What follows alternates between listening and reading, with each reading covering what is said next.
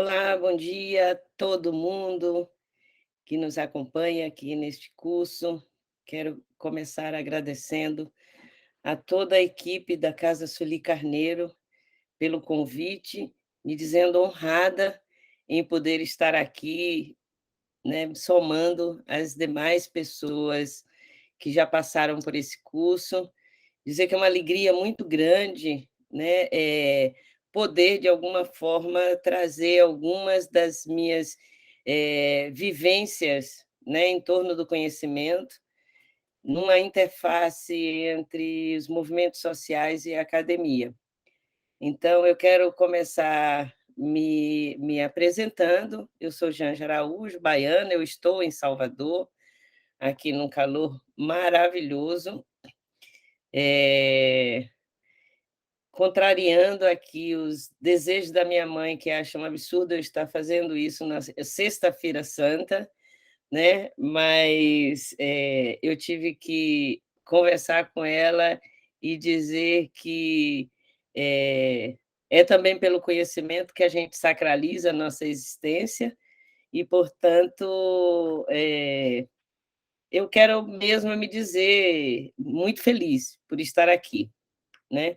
E, ao fazer isso, eu também quero chamar a atenção para o fato de que, antes de mim, a professora doutora Lida Martins já, nos ofertou uma aula lindíssima, né, sobre esse tema do corpo e oralidade, trazendo aportes incríveis para a gente pensar, né, sobretudo a oralidade, né, ou no contexto das afrografias da memória, né, a oralidade como textualidades, né. Eu quero trazer uma leitura desses elementos a partir de uma experiência que me acompanha ao longo dos últimos 40 anos, que é a minha vivência e, o melhor, a minha iniciação no contexto da tradicional capoeira Angola, né. E como capoeirista angoleira, nos formamos em meio num complexo, polivalente, né, de linguagens e através das quais nós, de alguma forma, possibilitamos, né, que este conhecimento, a despeito de ter sido proibido, criminalizado, perseguido, estigmatizado, ainda assim ele produz sobrevivência, né, e posteriormente ele produz, um movimento cultural intenso, hoje podendo dizer, em dimensão transnacional, né, como um dos grandes, referentes no tratamento, inclusive, das línguas, eh, portuguesa bantunizada, como já nos ensinou aqui o professor Tigana Santana, do povo brasileiro, né. Então, eu quero dizer que eu sou professora da Universidade Federal da Bahia, né, meu espaço de trabalho, sou do Departamento de Estudo de Gênero e Feminismo, e sou mestra de capoeira Angola, fundadora do Instituto Nzinga de Estudos da Capoeira Angola e Tradições Educativas Bantu no Brasil. Destacar esse lugar, né, sobretudo no contexto do Instituto Nzinga, é uma tentativa já de explicar, parte desse processo formativo. E aqui eu quero já antecipar, né, e dizer que tomo a oralidade como uma arquitetura de gestão social de conhecimentos, né. E, para além disso, também firmar a minha posição diante do próprio conhecimento como um bem público que, portanto, precisa ser defendido, precisa, ser acessado por todas as pessoas. E dizer isso é promover uma equidade, um processo de equidade sociocognitiva, em que os conhecimentos eles não sejam mais hierarquizados dentro daquilo que a sociedade mais ampla ou a sociedade de conhecimento mais ampla tratou de classificar como conhecimentos epistêmicos, conhecimentos de práticos, conhecimentos tradicionais. né? O que nós queremos dizer é que o sujeito do conhecimento é o corpo, e como tal, ele transita, né? Ele está passível de trânsito em vários desses espaços, cirzindo, né? Cirzindo, né? Tecendo, ampliando, né, a influência desses conhecimentos em todas essas estruturas aí normatizadas ou hierarquizadas, né?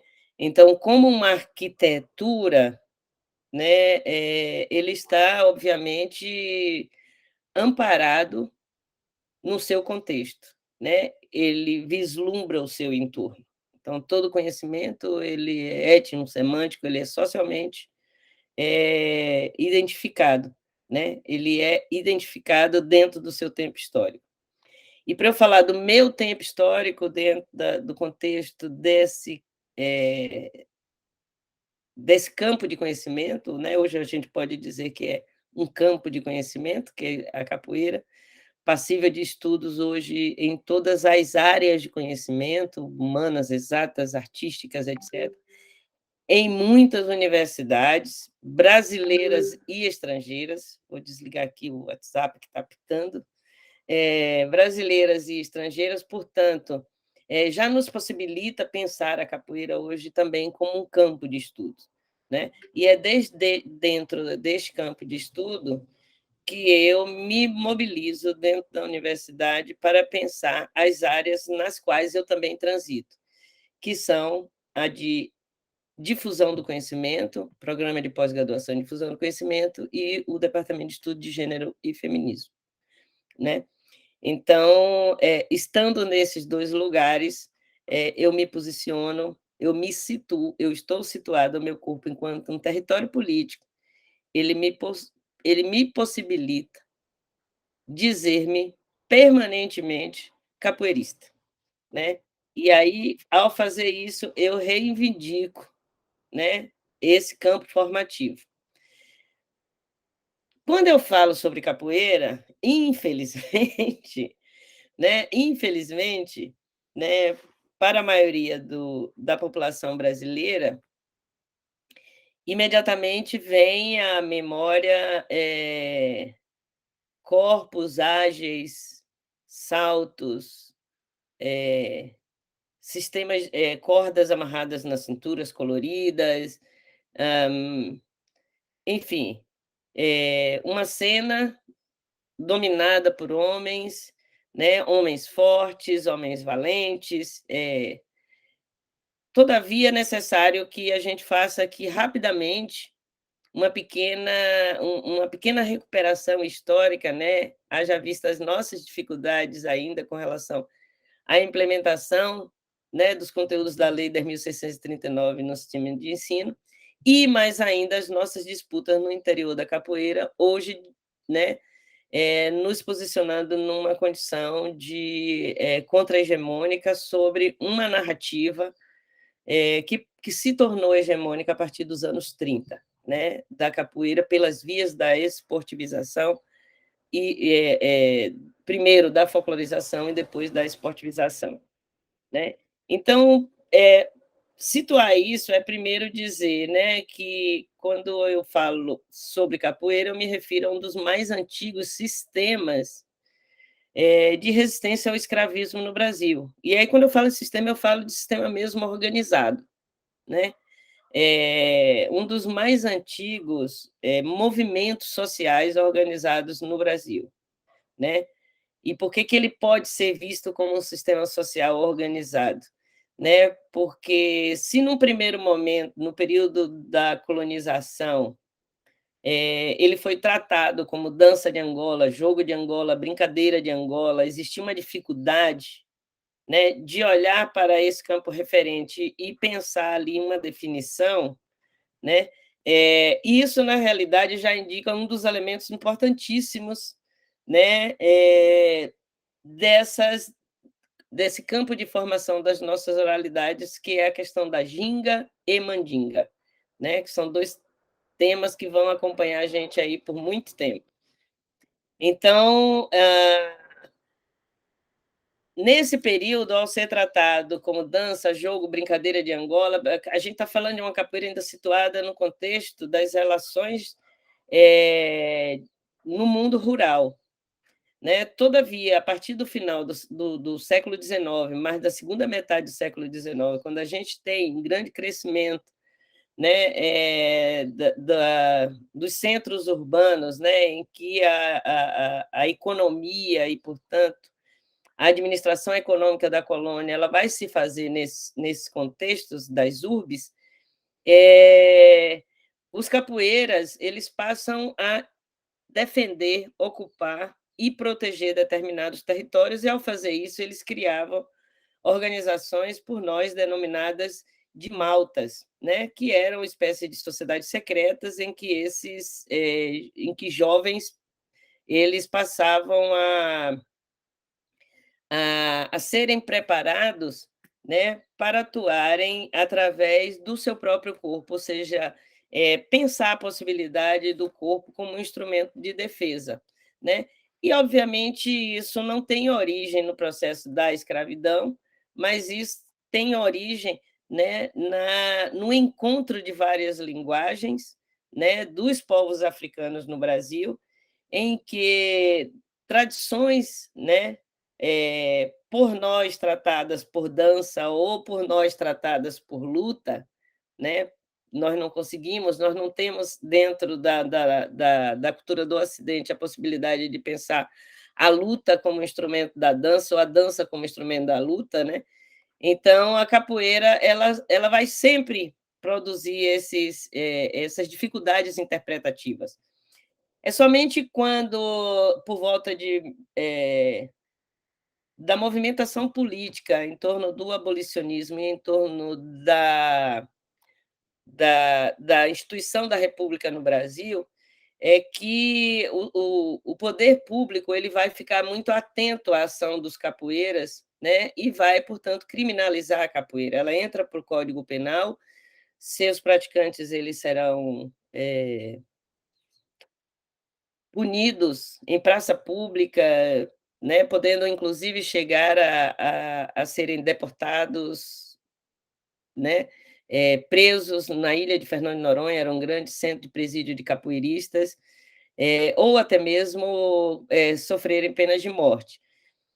E tudo isso tinha uma gravidade ainda maior à medida em que se descobria que esses capoeiristas pertenciam a essas maltas, a essas organizações constituídas, né, que atuavam politicamente, que atuavam de diversas formas, tanto na proteção dos territórios, né, das gentes negras, como também na, através da sua inserção política, se colocando à disposição desse ou daquele grupo político, né? No final do século XIX, liberais e conservadores, todos eles usaram os grupos de capoeiristas, assim como a gente vai encontrar em vários outros momentos históricos, a guarda pessoal da Princesa Isabel, as tropas da Guerra do Paraguai. Então, essa é uma história que precisa ser recuperada, inclusive por praticantes de capoeira. Por que eu digo isso? Porque quando a capoeira ela se torna uma contravenção penal em 1890, a partir de lá, ela seguirá assim até metade do século, dos anos 30 já do século XX. Né? Já na era Vargas, ela seguirá sendo uma contravenção penal até a era Vargas. E é nesse contexto da era Vargas que a capoeira vai demonstrar sua força. Né? Obviamente, ela sendo penalizada, ela sendo criminalizada, o Estado brasileiro intencionava, portanto, a sua extinção. E isso não acontece, né?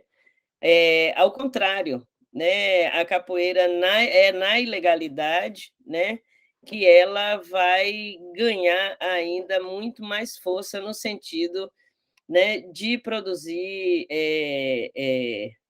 narrativas que, de alguma forma, possibilitassem a formação desses territórios e, portanto, territórios sobre a proteção de determinados grupos.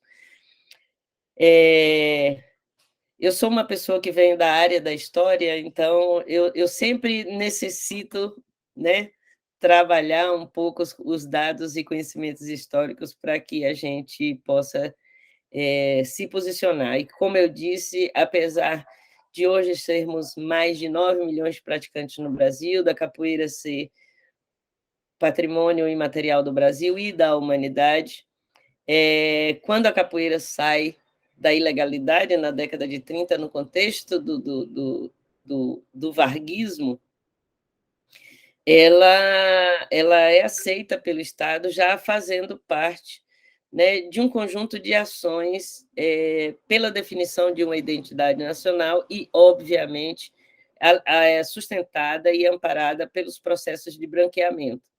Então, essa capoeira que vai surgir a partir dos anos 30, que nasce com o nome de luta regional baiana, porque ela vai ser desenvolvida aqui na Bahia, mais especificamente vinculada aos estudantes da Faculdade de Medicina da Universidade da Bahia, né? Ela já nasce buscando entender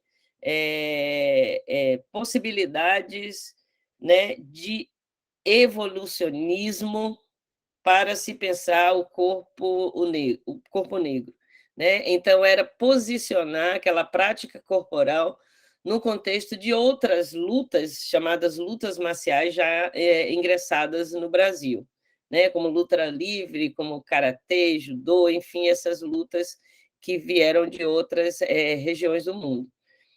Pois bem, a capoeira, então, quando ela deixa de ser um crime, né, de pousar no Código Penal brasileiro, ela, ela vai imprimir sua primeira exigência, que é ela ser praticada por pessoas que tivessem ou carteira de trabalho assinada ou que fossem estudantes universitários, né? Então, a partir daí, a gente já tem uma noção de como esses conhecimentos da capoeira, né, agora, eles deixam de ser conhecimentos vinculados à sobrevivência dos povos negros, sobretudo daqueles que trabalhavam nos centros urbanos, nos contextos da rua, expostos, portanto, a todo tipo de violência, né? Homens e mulheres, importante dizer isso, né? Homens e mulheres praticavam a capoeira, desde então eram mulheres fateiras, eram mulheres quitandeiras, eram as ganhadeiras, né? Que muitas vezes tinham que disputar e defender seus espaços e o direito de trabalhar naqueles locais, que tinham que se defender, né, inclusive muitas vezes do poder público, como a gente pode ver hoje, recuperando uma série de documentos, sobretudo de prisão desses homens e mulheres capoeiristas. E é a partir dos anos 30, né, que a capoeira ela vai ser aceita pelo Estado, ela vai entrar nos quartéis, ela vai entrar nas escolas. Imediatamente, ela passa a ser pensada como a possibilidade de ser o primeiro esporte genuinamente brasileiro ou a primeira ginástica brasileira. Sobre ela são colocadas sistemas, né, aquela narrativa da liberdade do corpo, né, reivindicada dentro desses processos de transmissão do conhecimento através da oitiva, né, que era a forma como os mestres antigamente ensinavam capoeira, repassavam o conhecimento da capoeira, né, para os seus discípulos. Nós nunca lidamos no passado com a palavra aluno, né, era sempre discípulo, né, de maneira que a gente sempre carregava o nome do nosso mestre. Janja de João Grande, fulano de Beltrano, né? A gente sempre estava vinculado a esse conhecimento, porque a gente entrava numa cadeia de pertencimento, né, se tornando um elo dentro dessa cadeia. Então, no passado, essa transmissão dos conhecimentos através da oralidade, né, era feito numa experiência vivencial, né, que juntava, que ligava, que construía praticamente um outro mundo nessa relação mestre-discípulo. Aquela pessoa que ensinava e aquela pessoa que aprendia. Conta a lenda que foi assim com o meu avô ancestre, né? Conta a lenda não, conta a história. que foi assim com meu avô ancestre, o mestre Pastinha, Vicente Ferreira Pastinha, que nasceu em 1888 e 88 e morreu em 1981. O mestre Pastinha, ele contava que ele andava na rua, que sempre que ele saía para ir à escola, eh, ele passava, um menino saía de casa para ir para a escola não, desculpa, para ir para o trabalho, uma criança saía de dentro da sua casa e roubava o seu alimento. E aí ele apanhava sempre desse menino e até que um dia um velho angolano que lhe observava pela janela falou assim: "Olha, se em vez de você ficar depois do trabalho por aí pela rua, né, empinando a raia, né, aqui na Bahia nós chamamos de arraia, o que em outros lugares chamam de pipa, empinando a raia, vem aí que eu vou te ensinar uma coisa". E aí passou a ensinar. Então, quando este senhor ele passa a ensinar para o mestre Pastinha, né, existe uma fusão de vidas que, de alguma forma, faz com que o mestre Pastinha praticamente passe a viver com esse mestre. Essa não é uma coisa muito estranha para nós se a gente pensa outras comunidades tradicionais de matriz africana, incluindo as próprias comunidades terreiro, né? E as formas como esse conhecimento eram favorecidos no passado, né? Então, no caso da capoeira, é a mesma coisa, né? E é, portanto, aqui importante da gente lembrar, né, que que o corpo negro, né, ele sempre foi um corpo destinado ao controle, ao castigo e à produção, né. E que uma das coisas após o abolicionismo, né, que vai a surgir dentro da sociedade brasileira é o crime de vadiagem, né. Então, os capoeiristas, eles eram tratados pela lei como vadios, capangas e capadócios, né. Então era assim que geralmente as forças, sobretudo as forças policiais, tratavam esses homens, né. Então, o que que farão os capoeiristas diante dessa situação? Existe uma antropóloga chamada Letícia Reis, que ela vai mostrar no curso dela na tese dela em antropologia, que os capoeiristas, eles, dentro dessa gestão dos conhecimentos através do mistério, né, porque ninguém entendia como era que aqueles caras, né, e aquelas mulheres, num contexto de servidão, num contexto de violência, né, de ausência de direitos, etc., como era que aquelas pessoas haviam desenvolvido conhecimento sobre aquela prática com um potencial tão incrível, né? E quando se observava a prática da capoeira, não se via, né, esses resultados, porque elas ali estavam, obviamente, amparadas ou, como dizem as narrativas oficiais, disfarçadas em dança, né. Então, esse processo de segmentação também é algo que a gente pode questionar tranquilamente, né. Esse processo, ele pode ser questionado, porque, a capoeira, ela não apenas ela vai ser um instrumento, né, ou uma das textualidades da resistência, mas ela também, ao fazer isso, ela imprime, noções de celebração do viver e, portanto, eh, da necessidade de que, esse modelo de celebração ela seja, de alguma forma, uma espécie de um motor de continuidade, de um elo, de uma força de continuidade, né, para para que outras gerações elas possam se servir, né, melhor ainda desses conhecimentos. E é assim que ela vai se comportar ao longo de toda a sua história, né, nessa relação imediata de um mestre que traz para a sua vida um discípulo, ou de um discípulo que escolhe o mestre, o nome de que mestre ele quer carregar, né, e passa a viver, a entregar essa vida para aquele processo de aprendizagem, né, é, incluindo aí o aprendizado dos conhecimentos sobre uma palavra fundamental para nós, sobre os fundamentos daquela matriz.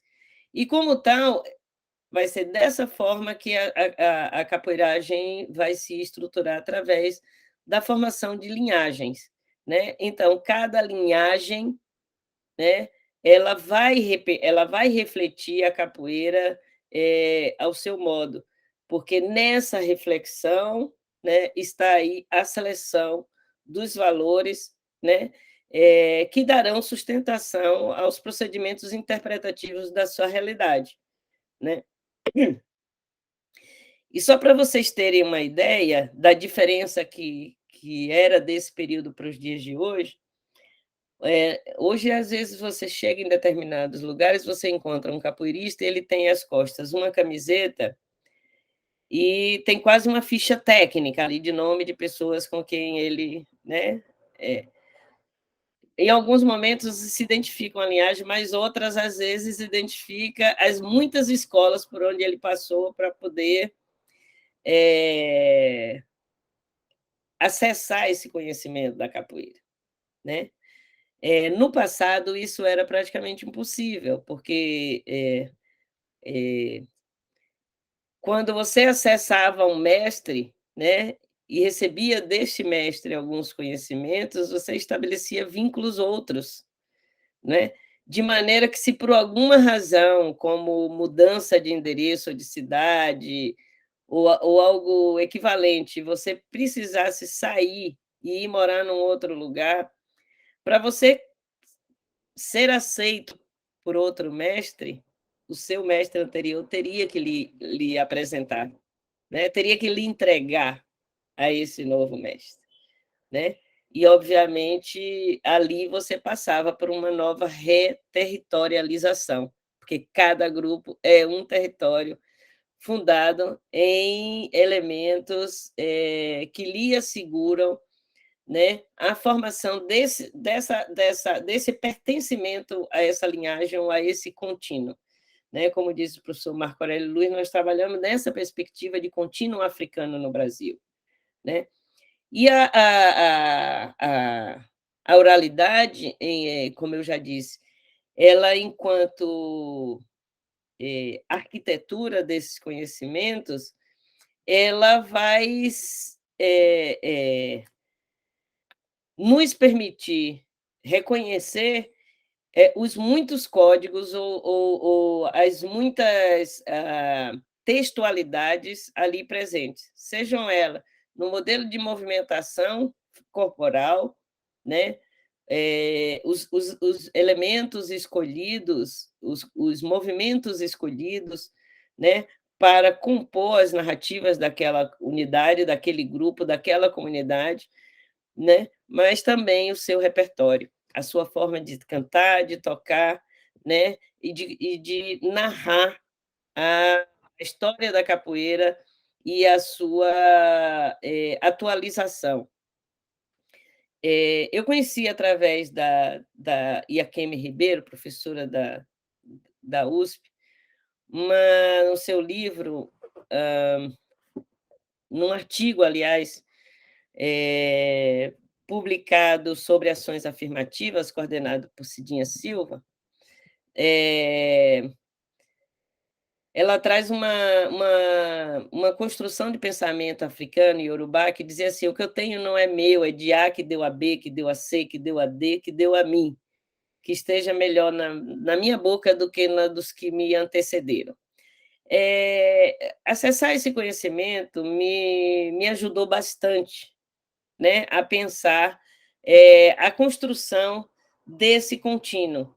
Porque nós, quando estamos ali fazendo, né, quando estamos ensinando, né, eu tenho, nesses meus 40 anos no interior da capoeira, né, eu poderia dizer que eu tenho 40 anos vinculados a um processo que não se distingue, né, ensino e aprendizagem, né, porque ele é o tempo todo um processo mesmo. Eu não tenho aqui o ensino, eu não tenho aqui a aprendizagem, né? O que nós temos é a possibilidade de, através não do significado de determinados elementos, mas do sentido que aquilo faz para mim, né? De eu me reconhecer naquele texto, o estabelecimento de escolhas. Então, a minha formação, eu acesso um grande repertório musical, por exemplo, mas a minha formação ela vai ser muito mais atravessada pelas escolhas que a minha vivência fará dentro desse grande repertório, né? E, ao mesmo tempo, eu sou chamada a olhar para o coletivo, a me manter o tempo todo permanentemente vinculada a esse coletivo, na dinâmica de entender que existe um conhecimento que ele deverá também ser preservado, ele deverá ser gestado coletivamente para que a gente possa fazer isso.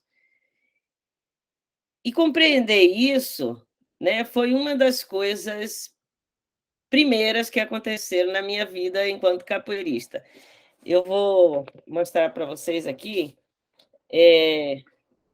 Eu tinha 1994, pouco mais de 10 anos de capoeira, quando eu escrevo esse trabalho, chamado Universo Musical da Capoeira. Esse não foi o primeiro trabalho que eu escrevi sobre capoeira, né? E eu estou ressaltando isso para dizer que, quando eu entrei na capoeira, quando eu comecei a minha iniciação na capoeira, eu era uma estudante universitária abandonando, né? Que, aliás, a capoeira fez abandonar a formação na educação física para buscar a compreensão do chão que eu pisava. E fazer isso foi exatamente entrar de novo na universidade, fazer o curso de História e buscar e estudar um pouco a história dos povos negros no Brasil, a história da África. E, quando eu tinha 2 anos praticando capoeira, eu sempre conto essa história, eu gosto muito dessa história. Eu recebi uns bilhetezinhos no supermercado de uma promoção, que, se você comprasse 2 caixas de sabão em pó de uma determinada marca, você ganhava um caderninho, um blocozinho assim, com a capa muito bonitinha, né? Eu venho de uma família muito pobre, do sertão da Bahia, enfim. Então, achei aquilo assim maravilhoso. Nossa, eu ia ganhar uma coisa, né? Ia ter acesso àquele bloquinho. E, quando eu peguei ele, eu guardei. E algum tempo depois, eu já morando em Salvador, comecei a treinar capoeira. E um dia eu encontrei no meio das minhas coisas aquele bloquinho. E ali eu fiz a minha primeira escrita sobre capoeira, que foi a psicologia da capoeira Angola, né? Obviamente que ali eu não tinha habilidades sequer para me aproximar de Freud, de Lacan, né, de nenhuma dessas referências, mas a capoeira havia despertado em mim, né, a necessidade de pensar, né, como, né, e o que acontece quando a gente se posiciona no mundo invertendo, né? Hoje eu tenho, obviamente, tranquilo dentro de mim, que essa não seria uma pergunta respondida pela psicologia, mas quando a gente acessa a nossa presença dentro do mundo, dentro de uma inversão de posição. Quando eu começo a olhar para o mundo de pernas para cima e cabeça para baixo, né? Então, assim, eu sentei um dia e escrevi ali 23 páginas naquele bloquinho, e eu dou muita risada até hoje quando eu pego esse material para ler. E, alguns anos depois, eu escrevi esse, Universo Musical da Capoeira, que era um trabalho também que eu buscava entender exatamente isso, dentro do campo de construção das nossas narrativas, né? Que é o que sustenta essa arquitetura, né, política das nossas oralidades, porque são oralidades construídas dentro de um contexto de de resistência, né, de garantia ao direito da vida, eu quis, então, perguntar o que cantavam os capoeiristas, né? O que eles cantavam. Então, muitos elementos eles vão chegando a mim nesse entendimento. Um deles é que existe um elemento sempre que ele sutura, ele é uma espécie de amálgama em todos os nossos conhecimentos, que é o mistério, né? Que no contexto da capoeira a gente chama de mandinga, é o mistério. Então, do mesmo jeito que no passado as capoeiras buscaram construir sobre o medo que a população tinha, né, daquilo que chamava de mistérios africanos, né, e de alguma forma manipular esses medos, os capoeiristas eles dão uma prova gigantesca de como isso era feito, né?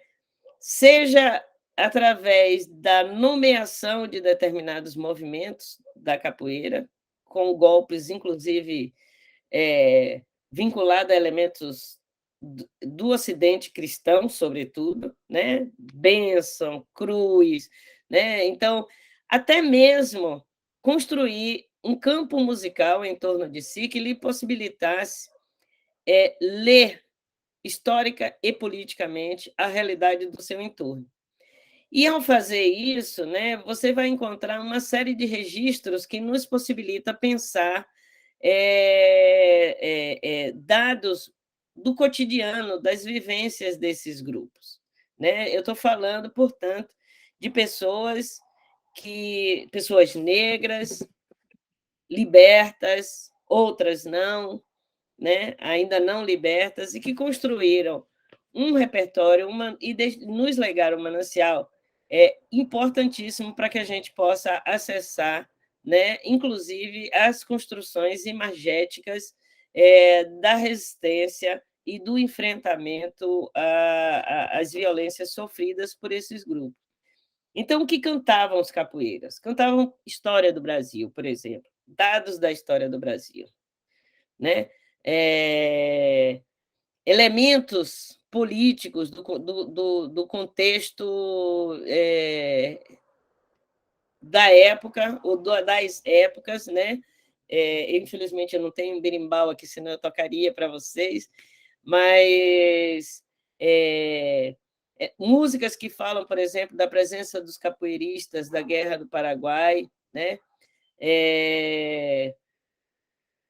Músicas que contam a história das maltas nas ruas das cidades, as defesas dos determinados grupos, música que conta a história da princesa Isabel, né? Aí vem cavalaria da princesa Teodora, cada cavalo uma cela, cada cela uma senhora, né? Vamos embora, meu colega, vou sair dessa jogada. A festa está muito boa, mas vai ter muita pancada. Né? Então, eles passavam a cantar. E ele estava em casa sem pensar, sem imaginar. Quando ouvi bater a porta, Salomão mandou chamar para ajudar a vencer a batalha liberal. Eu que nunca viajei, não posso me conformar que a lua vai na serra, que a terra vai ao mar. Para mim, tudo isso é conversa para comer sem trabalhar. Né? Então, músicas que falam da Guerra do Paraguai, etc. Mas músicas que falam também de amor, que falam de saudade, que fala de banzo, que fala de companheirismo, que fala de fé, né? Que fala de... Então, são muitas as narrativas presentes numa roda de capoeira, né, que podem, inclusive, ser tomadas como uma grande celebração. Por não se reconhecer como a arte no sentido estrito do espetáculo, né, você não tem uma montagem para algo. Então, cada momento ele é um momento a ser lido, né? E esse momento a ser lido ele vai chamar a atenção exatamente para a possibilidade da gente entender como essas narrativas são construídas. E aí é que entra um debate importantíssimo, né, que é estabelecer os vínculos com outras pessoas, porque essa não pode nunca ser uma narrativa construída por uma pessoa só. Então, no contexto da capoeira, esses elementos eles devem ser combinados. Inicialmente, você tem ali uma estruturação orquestral, né, é onde cada participante, cada instrumento daquele, ele tem uma função, ele indica posição dentro da capoeira, inclusive, ele indica posição de temporalidade, né, dentro daquela comunidade, né? Depois ao iniciar uma roda de capoeira, quando os capoeiristas eles descem ao pé do berimbau e começam a cantar, ele indica ali qual é para que narrativa ele está nos convidando, né, a atualizar a sua reelaboração, né? Porque, como diz o próprio Goethe, né, quando pensa a cultura como uma teia de significado, essa é uma teia relida coletivamente, lida coletivamente, relida coletivamente e reescrita coletivamente, né? Então, isso é muito importante para que a gente pense, inclusive, por que subjugam esses conhecimentos. Primeiro, porque eles indicam essa construção coletiva, portanto, não amparadas, né, na propriedade de um único autor, né? E isso é importantíssimo da gente discutir. Segundo, porque eles não fixam o conhecimento dentro de um tempo histórico, ele vai sendo deslocado, né? Ele vai sendo deslocado ao longo dos tempos e evidenciando o que a comunidade, aquela comunidade de capoeira propõe em termos de reflexão. Vou dar um exemplo. No passado, ainda existe, até hoje cantada a maioria das rodas de capoeira, mas existe uma canção de domínio público que dizia, que diz assim, dendê, ô, dendê, dendê, ô, dendê, dendê de Aramaré, dendê de Aramaré, vou dizer a dendê, sou homem, não sou mulher. Então, quando os capoeiristas cantavam essas músicas aí, até basicamente os anos 80, 90, né, agora do nosso tempo, eles reafirmavam aí a, a compreensão, né, de primeiro haver um rebaixamento sobre a condição feminina e buscavam reafirmar a autoridade da bravura, né, traduzida em macheza, né, nesse contexto. Quando as mulheres começam a ocupar espaço dentro da capoeira, né, e não apenas através da sua entrada, mas também da ocupação de espaços de mando, essa música ela tem o seu final alterado, e aí, em vez de dizer, vou dizer a Dendê, sou homem, não sou mulher, então a gente passa a cantar, vou dizer a Dendê, tem homem e tem mulher. E quando essa musiquinha ela é alterada, imediatamente, né, existe uma reação, né? Existe uma reação, até porque isso vai acontecer no momento em que a capoeira moderna ela se tornou hegemônica, ou seja, os grupos vinculados à capoeira tradicional, né, eles representam hoje o menor número de praticantes, né? A capoeira moderna e seus desdobramentos, né? Seja como capoeira regional ou como capoeira contemporânea, ela se tornou hegemônica, ela ocupa e domina hoje a cena política da capoeira, né? Valendo dizer, inclusive, que é uma cena controlada rigorosamente por homens brancos e, infelizmente, com posições muito conservadoras, né? Com os que ambicionam a capoeira como esporte olímpico, que ambicionam a formação do capoeirista como esporte atleta de alto rendimento, etc. E, por outro lado, você tem aqueles que se posicionam no contexto da resistência, da não aceitação, né, a invisibilização da capoeira como um movimento social, né? E essa música, hoje, na atualidade, ela já pode ser ouvida, cantada em vários grupos, como Vou Dizer a Dendê, tem homem, mulher e LGBT, né? Porque também já tem um movimento, né, dentro da capoeira, que, no campo das definições identitárias, né, reivindicam espacialidades. Então, o que eu estou querendo dizer é que, enquanto narrativas, enquanto construções, enquanto oralituras, né, esses elementos eles estão conectados com o nosso entorno e, portanto, eles são atualizados permanentemente, né? Eles devem ser, né, atualizados permanentemente. E que isso é que é o grande, para não dizer o grande barato, vou usar um termo da capoeira, esse é o grande paranauê da história, né? Que é você poder pensar que, nesse contexto, não existe nada mais dinâmico do que a própria tradição, né? Não existe nada que se reinvente, que se renove, né? Mais do que as tradições. E isso, infelizmente, se dá porque elas, de alguma forma, são indicadoras, né? E estão aí como indicativos de resistência, né? De resistência. Então, hoje, no interior dessas narrativas, a gente manifesta, hoje, inclusive, grande preocupação à medida que nós temos aí o avanço de grupos bastante conservadores, como um grupo que reivindica a existência de uma capoeira gospel ou capoeira do Senhor, né?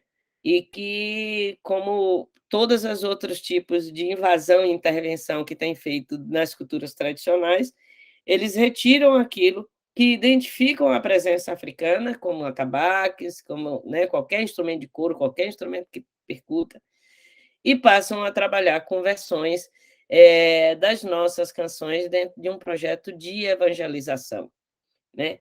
Então, é necessário que as nossas narrativas, isso vai fazendo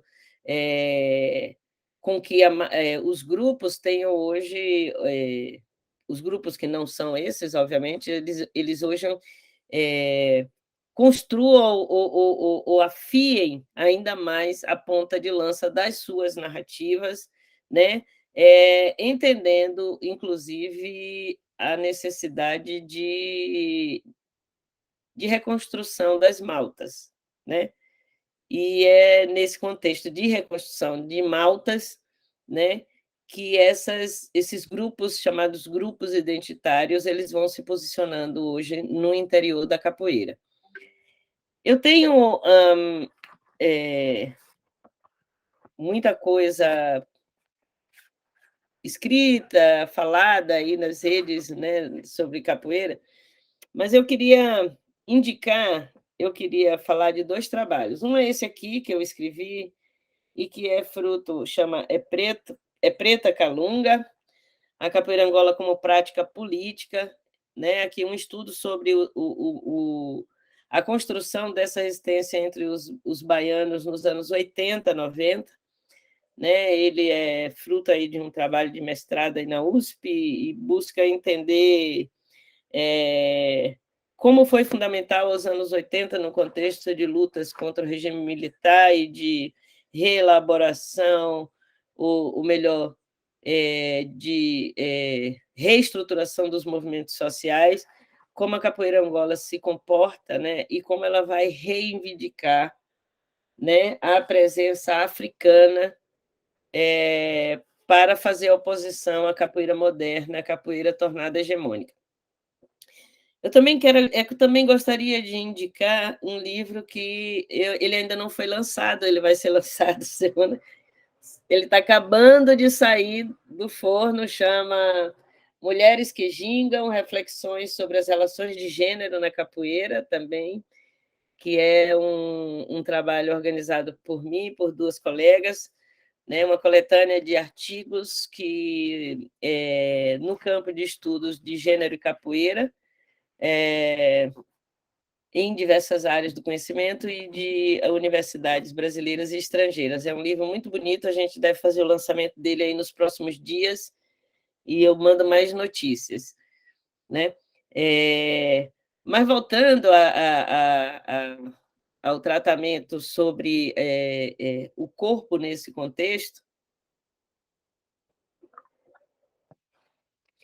eu quero chamar a atenção, né, as problemáticas, né? Primeiro dizer que aquela capoeira e as narrativas construídas por ela né, no período da proibição, etc., ela tanto versava aspectos da resistência, muitas vezes de maneira direta, indireta, jocosa, irônica, sempre dentro de uma linguagem metafórica, sempre, né, com a criação dos elementos modernos da capoeira, né? Então essas narrativas elas passarão também a serem afetadas, né? Então, desde a construção rítmica, que ela deixa de ser aquela coisa malemolente, aquela coisa quase que um mantra, né? E ela passa a ter uma cadência extremamente acelerada, o movimento vai, a narrativa corporal, ela sai daquele jogo do contexto da variação, né? Do encontro de amigos, porque os capoeiras sempre tiveram em mente que como a gente diria hoje, as tretas elas devem ser resolvidas em lugar específico e ela não precisa de público, ao contrário do que acontece hoje, né? As rodas de capoeira, portanto, as narrativas produzidas pelo corpo, né, davam sentido exatamente aquilo que os capoeiristas entendiam como grande afronta, que era estar no espaço público como vadios, portanto, eram chamados de rodas de vadiação. Ainda hoje, nós trabalhamos com a capoeira tradicional, nós ainda usamos bastante esse termo. Vamos vadiar, né? Uma roda de vadiação, um espaço de vadiação. Então, esse é um termo que vem sendo recuperado, assim como o termo quilombo vem hoje sendo utilizado para renomear, né, muitas organizações. No contexto musical, a construção, né, a poiesis dessas composições, elas vão estar muito mais deslocada de uma ritualística vinculada à espiritualidade, né?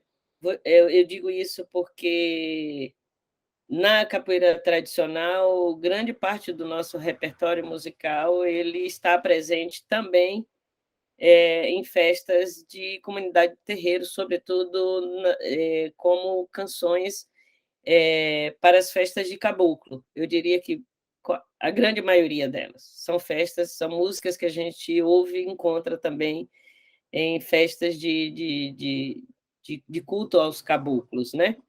Nos terreiros de caboclo. E essas composições elas vão dando lugar a composições que vão falando da história, das bravuras, do vencer, né? Enfim. Então, também a estética corporal, desde as vestimentas até o a apresentação física desses sujeitos, elas também vão sofrendo alterações, né? E tudo isso, obviamente, constitui um campo de oralidade. Se no passado a gente tinha lá essa estética do malandro, né? Como se dizia, da calça boca de sino, né? Do andar se jogando para um lado, do brinco de ouro na orelha, depender da malta, o tipo de lenço, né? No pescoço, porque navalha não corta seda, né? Então, é um lenço de seda no pescoço.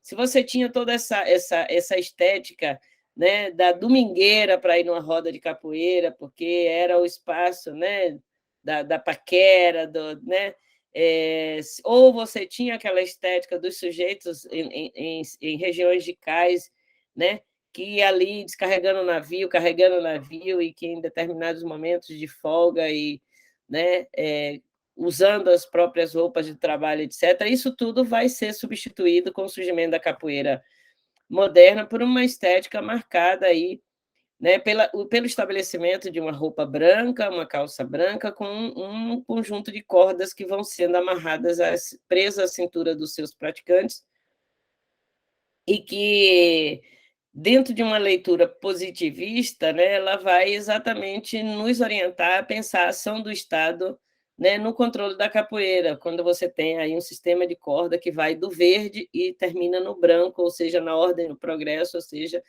na graduação de mestre de capoeira, né? Você vai tendo, inicialmente, com a entrada das mulheres, um primeiro momento em que as mulheres entraram, mas tiveram que baixar a calça, colocar ela abaixo do umbigo, né? E deixar de usar as camisetas e usar o mínimo, cobrindo a parte dos seios, né? Então, você vai ter também um processo de exploração, né, da entrada, da aceitação da entrada dessas mulheres, mas elas muito sendo conduzidas para um referente, né, machista e, portanto, de exploração, né? Ainda que a gente saiba que apenas na década de 70, né, as mulheres foram liberadas para, por exemplo, ingressar na educação física no Brasil. Antes disso, as mulheres já estavam aí em práticas corporais diversas, e no caso nosso, né, no contexto da resistência negra no Brasil, isso tem uma anterioridade muito grande. Não preciso repetir aqui sobre a questão das maltas, desculpa, mas quero lembrar uma das mais famosas, coordenada por mulheres, que foi de Maria Filipa, aqui na Bahia. Né, a Maria Filipa, que era uma pescadora marisqueira, né, na Ilha de Itaparica, e que, após o 7 de setembro de 1822, as tropas portuguesas elas vêm se refugiar na Bahia e tentam, né, eliminar aí aquilo que a história grafou como o Grito do Ipiranga, né, portanto, a Maria Filipa vai viver algumas batalhas aconteceram aqui na Bahia, por isso que a gente comemora a independência no 2 de julho, inclusive, aqui na Bahia, é um feriado, e as tropas, várias tropas portuguesas, várias embarcações na ilha de Itaparica, e a Maria Filipa reúne o grupo dela, né, de cerca de 40 mulheres vedetas, né, que são mulheres que ficavam em posições estratégicas, observando o mar, identificando cardumes, etc., etc., mas também invasões. E a Maria Filipa, então, ela reúne essas mulheres e elas invadem o acampamento desses portugueses e leva bebida, sedução, e depois que de uma, né, já todo mundo bem à vontade, elas aí começam a aplicar nesses soldados uma guerra de cansanção, que é um tipo de urtiga, né? E enquanto eles tentam se livrar né, do ardor e queimor daquela planta, elas saem nadando e ingressam nas embarcações e elas incendeiam essas embarcações, né? Então, é um episódio muito importante para nós aqui dentro da história da resistência dos homens e mulheres negras na Bahia, né? E, e que também, né, não vai aparecer ou não tem aparecido, a não ser, né, por conta das ações dos movimentos sociais. Essa história hoje ela pode ser conhecida de parte da população negra e, portanto, compreendida que as mulheres elas sempre estiveram lá. Nós temos aí vários casos, vários autos de prisão de mulheres que enfrentaram forças policiais. Tem uma danada chamada Catu aqui na Bahia que lutou com 14, foi presa e com 3 policiais ficando feridos por ela. Enfim, nós vamos ter esse modelo de resistência aí, também como um desafio nosso a poder produzir um pouco mais de conhecimento, um pouco mais de pesquisa sobre isso. Evidentemente que esse desafio ele se amplia à medida em que, voltando ao que eu falei anteriormente sobre a questão do conhecimento, a gente desmonta essas estruturas, né, produzir conhecimentos e produzir textos nos quais a gente não se reconheça diante dele. É necessário que a gente produza textos que a gente possa se reconhecer diante dele. E fazer isso é trazer à baila aí os nossos repertórios, né, os nossos repertórios, a nossa poieses, as nossas leituras sobre as escrituras que fazem os nossos instrumentos de fala, né? Hoje é muito bacana, por exemplo, ver o movimento hip hop, né? E ver, por exemplo, o impacto do rap, e ver como esse rap ele se desdobra na ação dos slams, etc.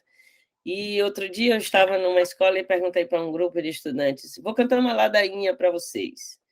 E aí cantei uma ladainha, e essa ladainha dizia o seguinte: o mundo de Deus é grande, cabe numa mão fechada. O pouco sem Deus é muito, muito o pouco com Deus é muito, muito sem Deus é nada. Noite de escuro não serve, oiaiá para caçar de madrugada. Caçador dá muito tiro, de manhã não acha nada. Viado corre pulando, cotia corre na trilha. Se eu fosse governador e governasse a Bahia, isso que tu tá fazendo, comigo tu não fazia, camará, né? Então, perguntei para o jovem, isso é rap? Né? Aí eles, nossa, não, claro que não. Eu disse, isso é rap. Né? Isso é rap, isso pode ser entendido como rap. Né? Mas é isso, né? Dizer que quando a gente escolhe, né? Quando a gente toma esses aspectos das nossas musicalidades para construir as narrativas das nossas oralituras, né? A gente está dizendo exatamente que a gente está escutando o nosso corpo, né? Que a gente está escutando os anseios dos nossos corpos, que a gente está observando, inclusive, os seus ritmos, né? E isso pode ser traduzido e vem sendo refletido num contexto acadêmico de diversas formas, como estudos aí, desde os estudos sobre individuação, né? Sobre as temporalidades, sobre as territorialidades, né? E é muito importante que isso esteja acontecendo dessa forma. Todavia, é necessário que a gente possa pensar tudo isso, né, dentro de uma narrativa que destitua essa hierarquia de colocar no topo os conhecimentos ditos epistêmicos, né, e que vá colocando como base a sustentá-los os conhecimentos tornados práticos, porque estão aparados no cotidiano, ou mesmo os conhecimentos, e principalmente, aliás, ou mesmo não, e principalmente os conhecimentos tradicionais, porque esses são os conhecimentos que nos amparam na vida através da cura, né? Através da compreensão de quem nós somos, né? Conosco e em meio ao nosso grupo e em meio à nossa própria comunidade, né? Então, enquanto arquitetura, né, a oralidade ela deposita sobre as nossas corporeidades linguagens diversas, estruturas diversas, né? E, ao mesmo tempo, ela imprime escolhas, né? Ela imprime seleções, e esses elementos selecionados são os elementos que constituem a atualização exatamente das nossas tradições e a interpretação do tempo vivido, do tempo já.